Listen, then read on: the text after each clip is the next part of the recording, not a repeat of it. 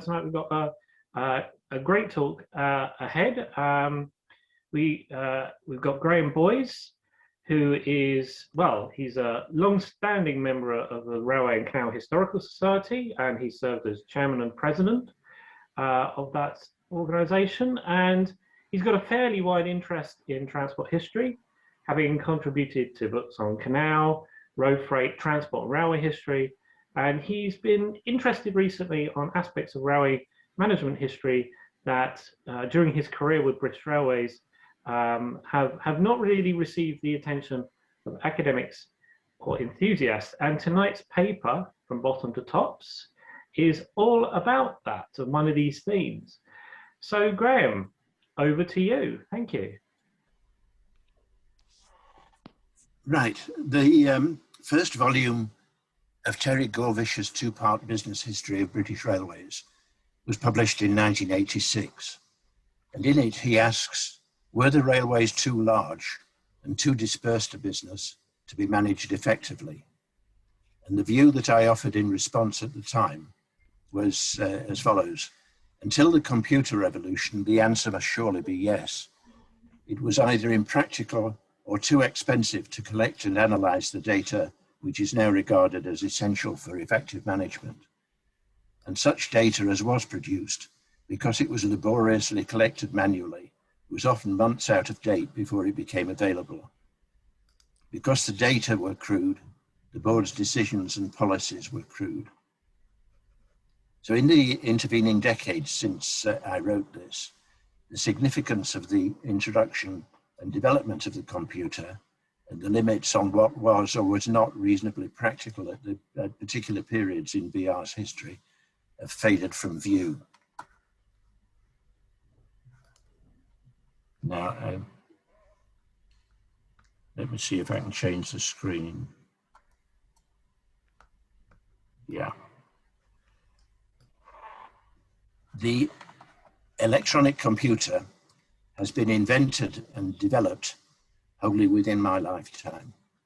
And this is a reminder of the amazing exponential advance of technology that I've witnessed. In 1957, I walked around inside this computer with its hundreds of glass valves on open racks to keep them cool, which had then just been completed at Cambridge University. All but the earliest of the electronic computer applications that I'm going to describe occurred during my career with BR. But there are now generations of historians who find it difficult to relate to life before the computer, and therefore write with anachronistic hindsight about what they see as the inadequacies of BR management 50, 60, 70 years ago.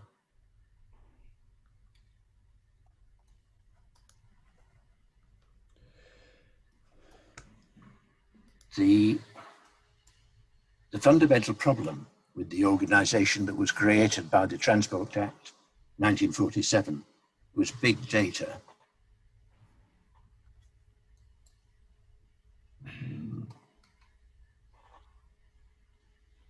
Although it was not specifically recognised at the time. This definition is from the online Oxford English Dictionary, but the earliest use of the term that it quotes is not until 1980.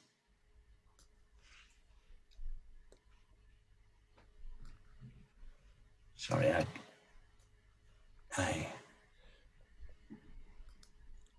my screen starts slipping to the side.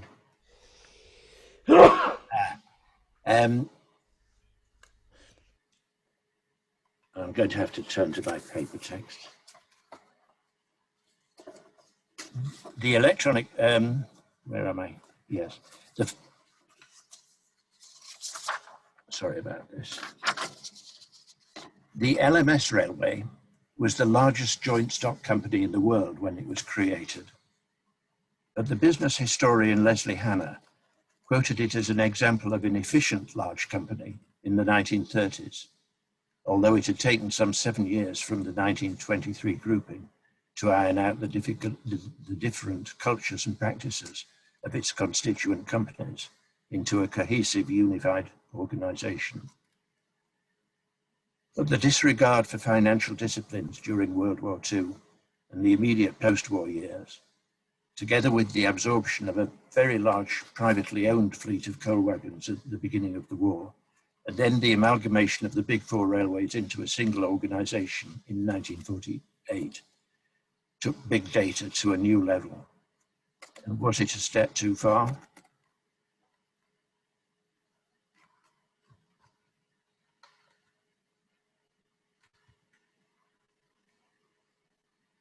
This slide outlines the structure of my talk, and it shows the successive stages of development of first office mechanisation and then 4 generations of computer, each of which was considerably more powerful and faster than the one that preceded it. My aim is to illustrate, through a selection of examples, how each stage enabled BR to introduce progressively more powerful computer applications that overcame this handicap by streamlining administrative procedures, usually accompanied by a reduction in costs. BR was not slow in recognizing the potential of electronic machines that began to appear not long after World War II. It was already probably the biggest user, or the biggest British user, of mechanical and electromechanical office machines that had been introduced from the beginning of the century. By 1918, these machines were in fairly widespread use on Britain's railways. And by World War II, there was extensive experience of office mechanisation. The most sophisticated of these office machines was the Hollerith punch card tabulator, which was first used by the Lancashire and Yorkshire Railway in 1906. And there's a direct line of succession from this machine to the early computers. With these tabulators, there was a second design, second maker entered the field later on. But in both cases, data was entered onto a standard sized card as columns of punched holes. And this slide shows an unpunched card. A hole could be punched in each of the 45 columns to represent a digit from 0 to 9. And the digit could be a numerical figure, or it could be a code or part of a code for another entity, such as a named person, a station, a freight commodity, a wagon type, and so on. The cards were then fed rapidly through electromechanical readers in a sorting machine and or a tabulating machine. Each hole allowed an electrical circuit to be completed, which operated in one case the card sorting mechanism, or in the other, one of the counting mechanisms corresponding to the position of that hole on the card. The results of the counting were displayed on mechanical counters or punched on further punched cards or printed on a typing machine. When the machines were fully developed, the typical speed of tabulation and printing was 150 cards a minute, clearly much faster than the traditional clerical methods. This opened up opportunities for statistical analysis, which would not have previously been considered. By 1957, on the eve of the computer revolution, BR had 92 of these card sorters and 118 tabulators at 43 locations. The applications of the office machines of the first half of the 20th century were all jobs that had previously been done by clerks, unaided except for a ready reckoner. The machines were justified by the saving in clerical salaries, fewer clerks, and often cheaper, lower grade clerks, i.e. women or lads and girls straight from school. A significant step towards more sophisticated data collection and analysis was made in October 1951 with the establishment of a traffic costing team in the Railway Executive Headquarters and later in each of the regions. Even before the establishment of the Traffic Costing Service, a desk exercise undertaken in the Financial Comptroller's Office of the British Transport Commission had shown that the only passenger categories that were covering even their direct costs were the express and the suburban services, i.e. not the branch line services or stopping services on main lines. In order to analyse this generalised conclusion in greater detail, a week's census of passenger train loadings was undertaken by all the regions in October 1952. The results were, BR still didn't have any computers at this stage, and the results were analysed by the regions using spare time on their mechanical office machines. The last regional report was not received until March 1954, 17 months after the census. And this was just for a 1 week sample. And that is a measure of the big data problem at the time.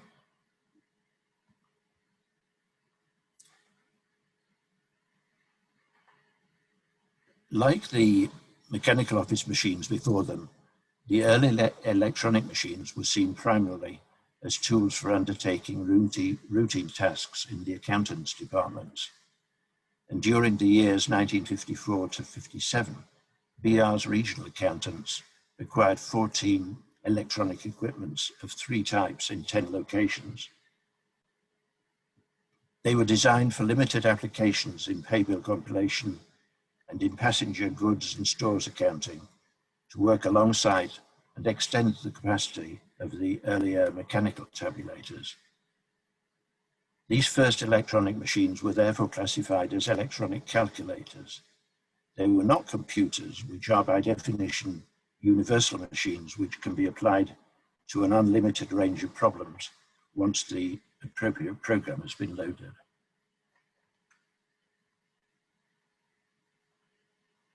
Now, where am I?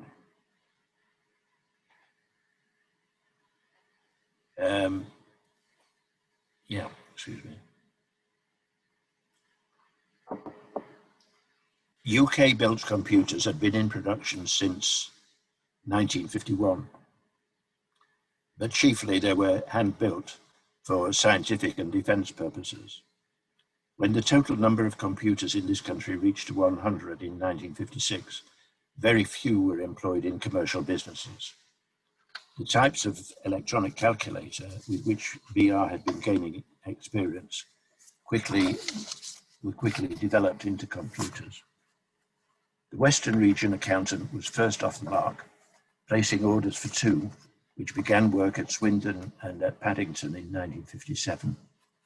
And in its 1957 annual report, the British Transport Commission was able to claim that these were the first within any railway organisation in Western Europe, and that it seems likely that the Commission's undertaking as a whole has gone as far ahead in this respect as any other industry. During the next 5 years, the regional accountants acquired 39 of what became known as first-generation computers.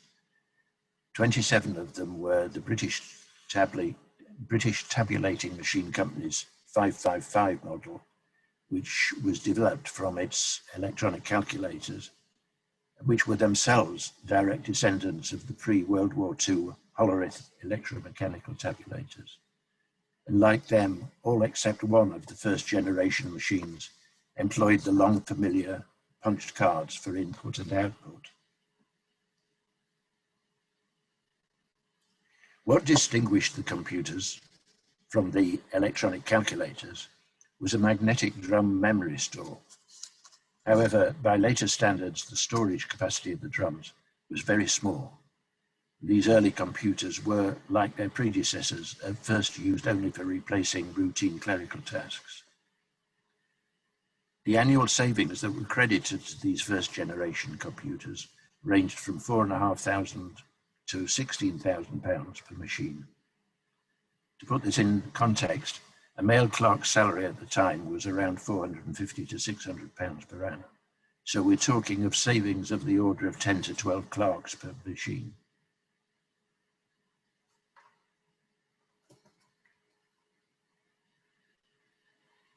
No. Yeah.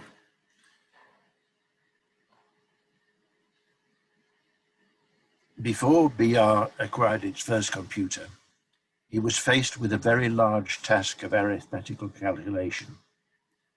As required by the Transport Acts of 1947 and 1953, the British Transport Commission had to negotiate with the Transport Tribunal a new comprehensive freight charging scheme for BR.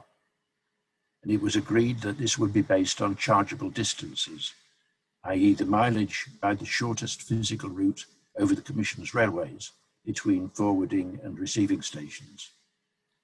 In 1956, there were 6,114 stations open for freight traffic.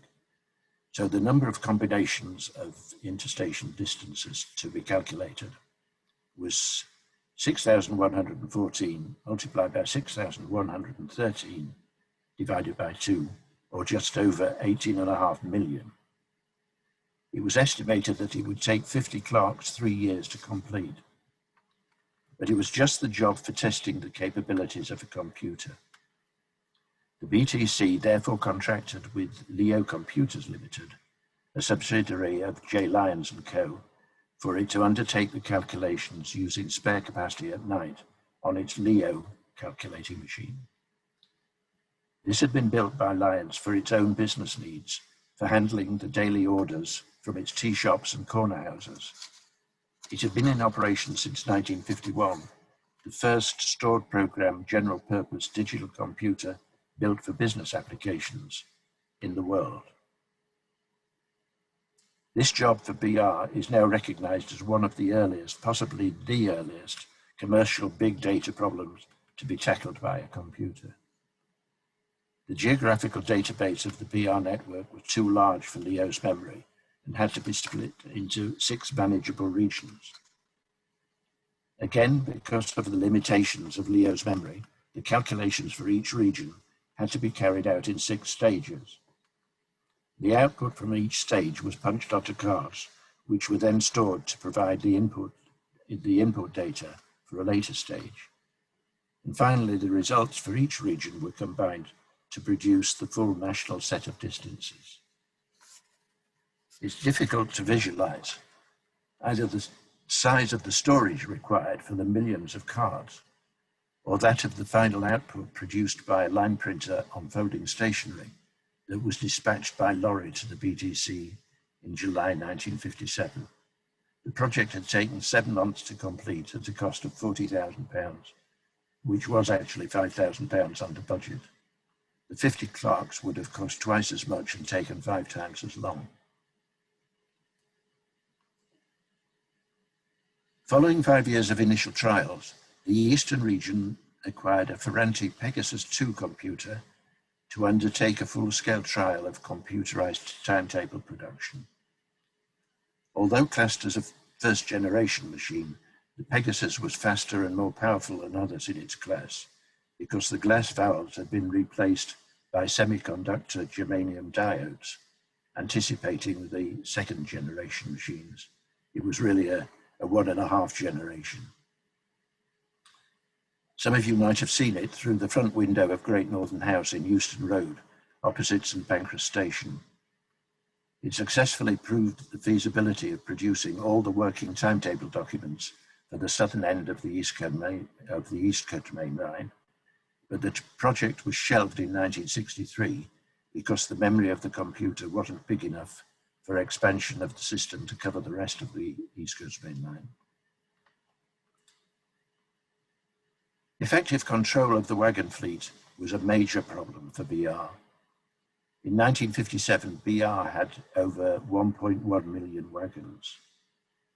Efficient utilization of this fleet was the responsibility of the Wagon Control Organisation.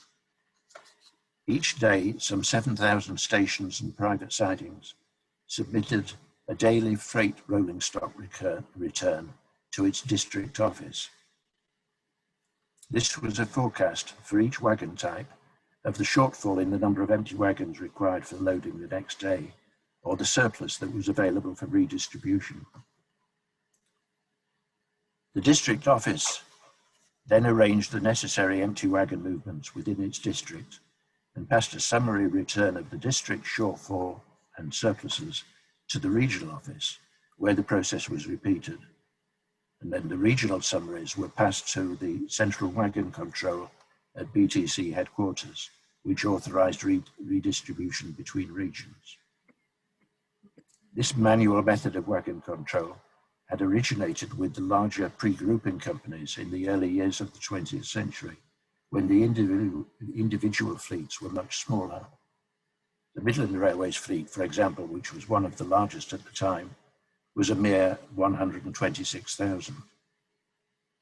However, each time the fleet was expanded, the system became more unwieldy, particularly when most privately owned wagons were requisitioned at the outbreak of war in 1939, and this almost doubled the size of the railway fleet, of the combined railway fleet, and required the establishment in 1941 of an intercompany freight rolling stock control at the Railway Clearinghouse. In reality, controlling the fleet effectively by manual means was a virtually impossible task, a daily problem of big data. The number of wagons recorded on the daily returns was only about 20% of the fleet, as the majority were in transit, either loaded or empty. Because the supply of wagons could be unreliable, goods agents would fail to make honest declarations to be sure that they would have enough wagons available for their customers. Between 1950 and 1959, there were no less than 4 studies of the problem. It was recognized early on that if the computer could be brought to bear successfully upon the problem, the rewards were potentially considerable. Through reductions in the size of the wagon fleet and in the cost of redistributing empty wagons around the country. At the end of the 1950s and into the early 60s, there were trials of 4 very different ideas for improving wagon control. In 1959, the BTC's Operational Research Department undertook a study of the application of linear program in the logistics of wagon redistribution and achieved what was described as a notable reduction in the number of empty wagon trains. For the second of these trials, Salford Electrical Instruments Limited, a subsidiary of GEC, developed an automatic wagon recording unit comprising a trackside scanner which projected a beam of modulated light to read barcoded numbers fixed on each of the wagons in a passing train. Prototype line-side scanners were successfully tested in 1961-2 on the LM region. The intention was that scanners at key locations would transmit the wagon numbers to a central computer, which would maintain a continuous up-to-date record of the most recent position of every wagon. In the event, the automatic wagon recorder principle found only limited application on some merry-go-round coal trains. I'll come to the other 2 of these initiatives shortly. A 1-week sample freight traffic test was ordered in 1960 in order to be able to answer questions about where BR's mounting losses were arising. This was at a time when BR's seriously deteriorating finances were under scrutiny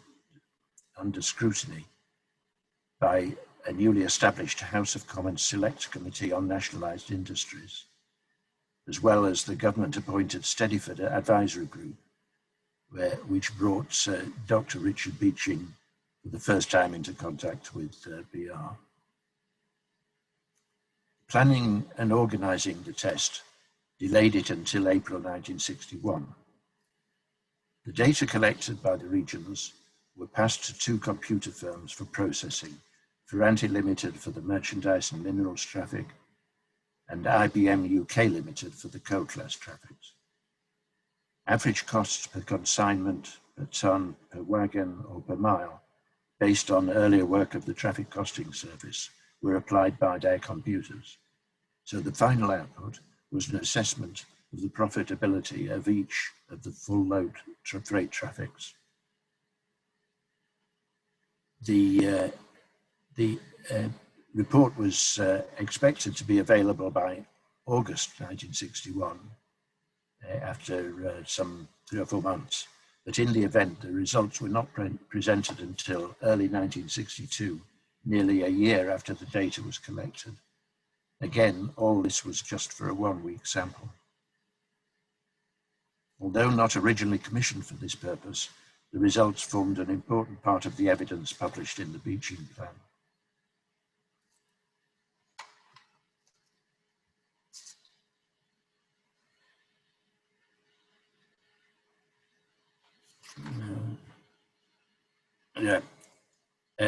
The greater power of the second generation machines changed the logic of planning computer developments on a regional basis. This might be considered as the point in time when the computer was transformed from a tool that increased clerical productivity to one that expanded and enhanced the role of managers. A data processing division was established within the finance department of BR headquarters in 1962 and began bringing regional computer developments under its control. In 1965, the BRB decided that the British Railways Board had now taken over from the British Transport Commission in 1962. And in 1965, it decided that future investment in computers should embrace the requirements of the whole of BR and therefore must be authorised at BRB, not regional level. By then, the first BRB data processing centre had been established at Darlington in December 1964, handling all the railway superannuation and pension funds and saving banks, and this set up the pattern for the future. Returning to the control of the wagon fleet,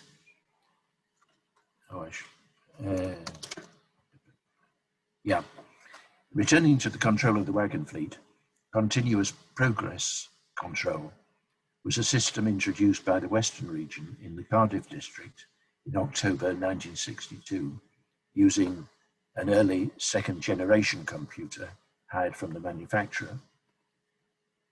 Cardiff was densely trafficked by freight rather than passengers. All the computer systems on BR up to this time employed batch processing. The program was run and the results punched onto cards or tape for retention until needed for the next computation of this type, or printed out and sent to the user department. The computer then moved on to the next job. CPC, on the other hand, was BR's first online system in which the data is continuously updated and available for interrogation at any time by anyone with remote access to the central computer. The CPC computer held in its memory a continuously available record of the numbers of wagons in the Cardiff district at each of the 86 siding locations in the district, and also on trains in transit to or from these locations. The overall numbers were broken down by wagon type, for example, banana vans or mineral wagons, and their status, empty or loaded, serviceable or crippled. Unlike the later TOPS system, CPC did not hold the identity of individual wagons, only their quantity. This information was the basis for planning the redistribution of empty wagons. The increased discipline imposed by CPC and the increased confidence in the supply of empty wagons to meet the next day's loading requirements was such that the average number of wagons in the district fell in the first year from 34,000 to 27,500. This was a reduction of 19%, even though traffic increased during that period. This success led to an early decision to extend CPC to the whole of the Western region based on a new installation of 2 second-generation computers at Reading, one online and one on standby. The Eastern region experimented with the exchange of advanced traffic information. between Temple Mills, Ripple Lane and Whitehall marshalling yards, which were linked by post office teleprinter circuits. When a train had been prepared for departure, its consist, which is a listing of the details of each wagon in the order in which they were marshalled.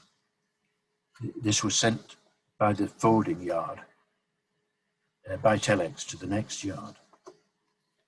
And the objectives of this were to assist yard management to pre-plan the working of their yard more efficiently, to monitor freight performance, including connections between trains, to improve the quality of transits, and to analyze performance retrospectively.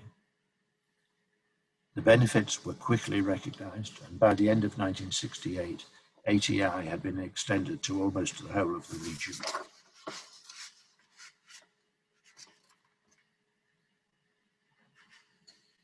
From 1967, there was a period of consolidation, with the work being progressively concentrated on fewer, more powerful machines. These were now linked by networks of telecom cables to large numbers of satellite machines in regional, divisional, and area offices. Computing power was no longer a constraint on the development of some really big applications. By 1977, there were just 3 data processing centres at Crewe, Nottingham, and the centre created for TOPS at Blandford House, Marylebone. And finally, just 2 centres, Crewe and Nottingham, TOPS having been transferred to Crewe.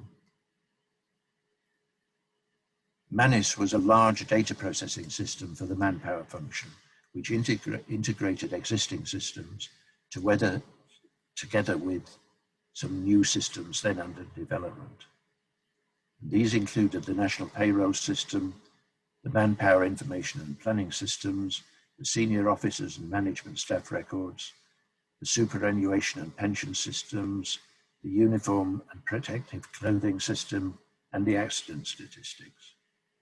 An integration of these subsystems brought financial economies and improved management information. For example, particulars of events now needed to be recorded only once for updating and processing all the subsystems.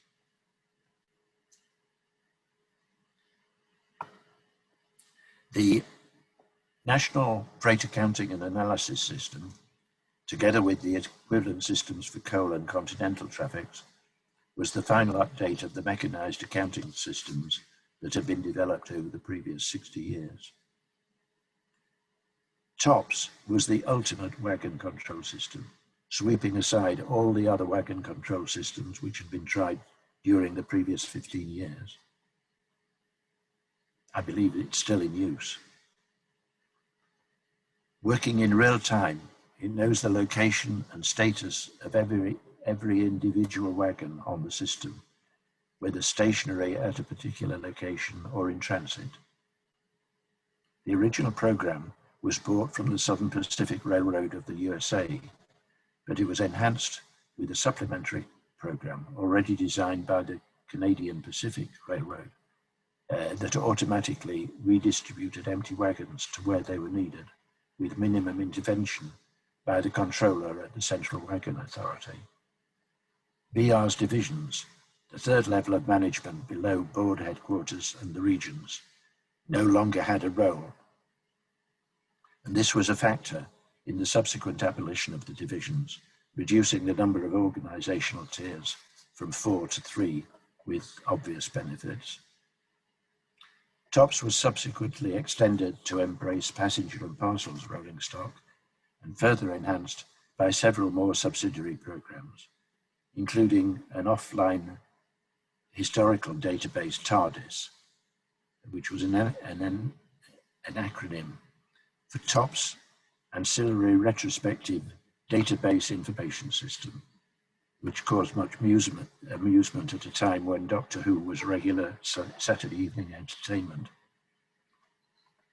There was also a program for allocating locomotives to trains and a program for recording of hours worked by each locomotive for maintenance scheduling purposes. So instead, henceforth, locomotives could, and other rolling stock could be scheduled for maintenance on an hours worked basis rather than time elapsed, with considerable economies.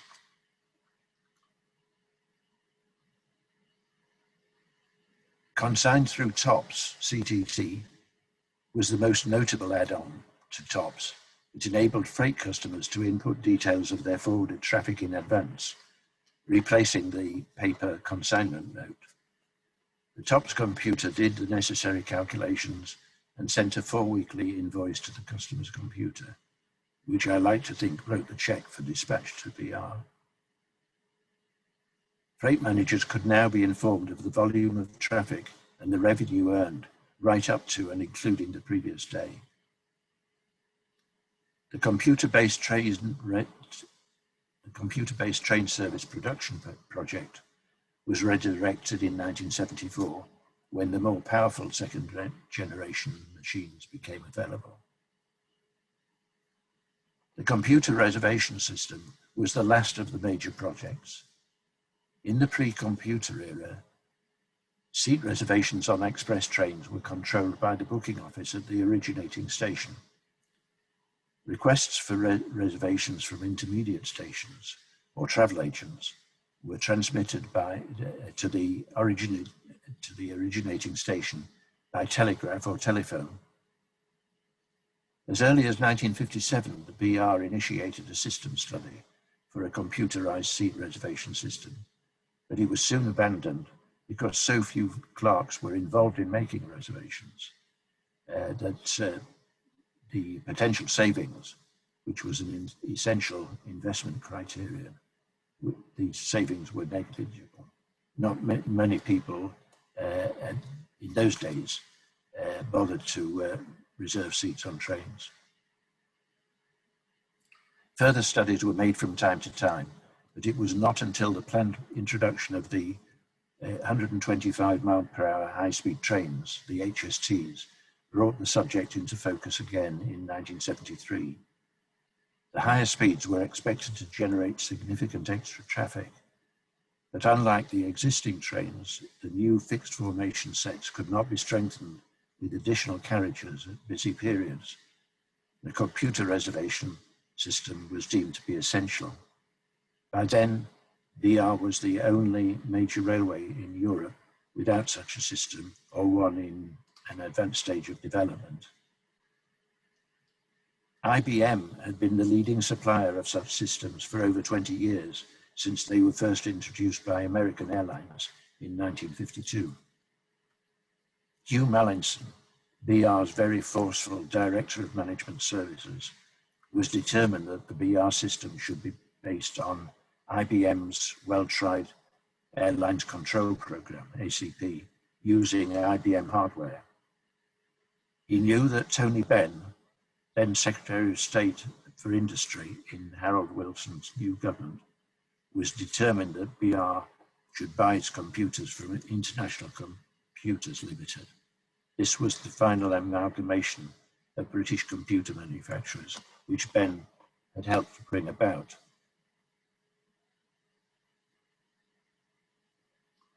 Mallinson quietly contrived to buy from a little-known Corsican ferry company operating in the Mediterranean the rights to use its IBM reservation system and adapt it for use by Sea-Link, BR's shipping subsidiary.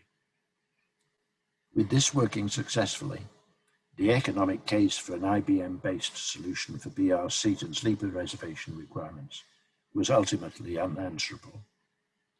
The Department of Industry did not give in without a protracted fight, and the computer reservation scheme was not approved until 6 years later in 1979. Like TOPS, this was a real-time system based on IBM machines located, in this case, in the new data processing centre at Nottingham. The associated terminals at East Coast Main Line booking offices and the travel agents were installed by January 1982, in time for the system to be fully operational before the introduction of the summer 1982 timetable. In its first year, the number of reservations grew to 2.5 million. The reservation system was extended to all other intercity routes by 1984.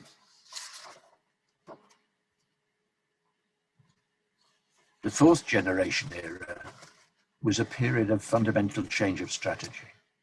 The fourth generation technology appeared in the form of much smaller machines, first mini computers, then microcomputers, then personal computers. User-friendly programs now became available, which did not require the knowledge of computing languages. BR changed its strategy to one of dispersed computer power.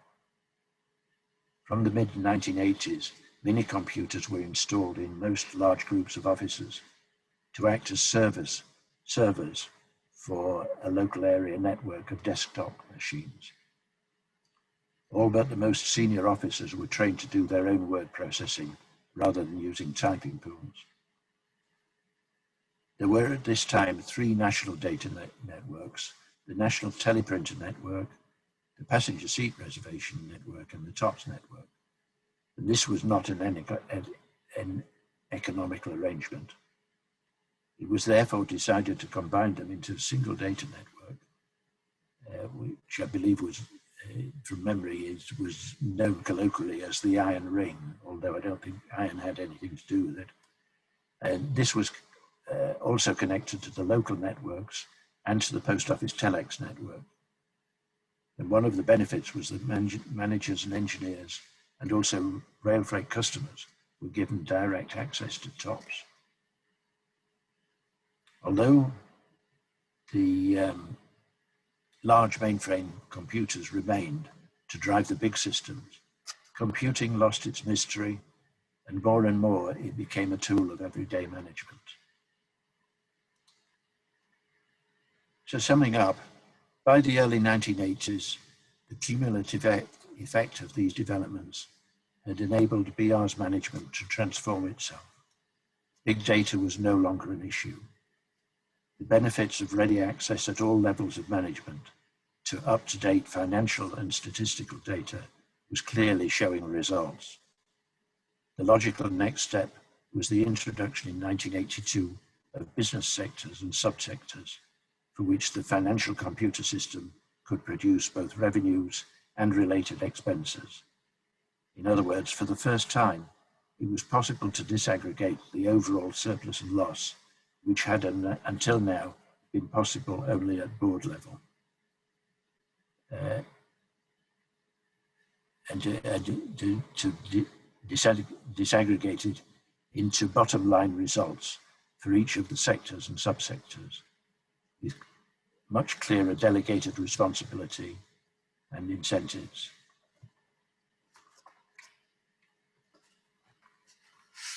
Reading through British Railways Board annual reports, 1983 was clearly a breakthrough year, as illustrated by these extracts from that year's report.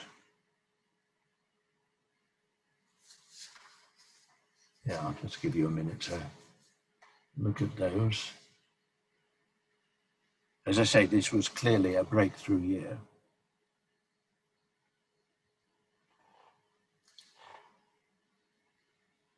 And this improvement continued for the rest of the 80s. PSO means Public Service Obligation, the government grant awarded each year from 1975 to support loss-making passenger services. And Intercity was excluded from these grants from 1988.